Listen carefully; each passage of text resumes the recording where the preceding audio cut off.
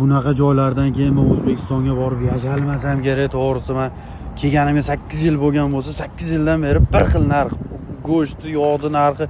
Yaqinda O'zbekistonga bordim, go'sht kilosi qanchasi 100 ming deydi, uydan 100 ming pul olib, qassobga borib 1 kilo go'sht bering desam 110 ming dedi. Qayta borib uyga yana 10 ming qo'shib, yana kelsam yana 20 ming qo'shilibdi. 130 ming deyapti. Oldin bir oyda narx o'zgarib turardi. Hozir biz soatiga narxlarni o'zgartirib tashlashdi, to'g'ri? Bitta kinoda ko'rganman, to'g'risi 20 yil qamoqda o'tirgan bolalar ozodlikka chiqqandan keyin yashalmas ekan bor-ku. Nima yashalmayapti deb sababini so'rashsa, короче bu ozodlikda bunaqa jang to'palang, u odamga yoqmas ekan, u odamga o'sha qamoqxonada tinchlik yoqar ekanda.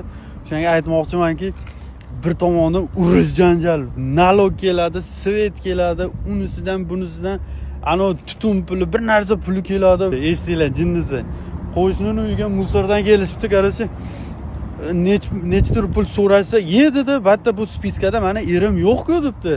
"Meni erimga ham musorga pul olasizlarmi?" desa, "Eringizni" debdi, "Qaytga oyga borib ko'mganmisiz yo toqqa borib ko'mganmisiz?" desa, "Shu qishloqda, shu yerda ko'mganmisiz?" "Ha" desa, "Bo'pti, musorda pulni bering-da."